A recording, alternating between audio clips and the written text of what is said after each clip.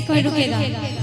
मालूम है ये जो हमको गाने में दम लग रहा है ना, अगर आप लोग साथ देंगे तो इतना दम नहीं लगेगा। जरा जो बाबा को मानते हैं पूरे पूरे हाथ उठाएंगे, जो बाबा को मानते हैं। सावन महीना है, जेकर बियाह ना भइल बना, सुंदर सुंदर मेहरारू मिल जाए कटरीना कैफ जैसा, ठीक बना। पूरे पूरे हाथ उठाएंगे तालियों के साथ।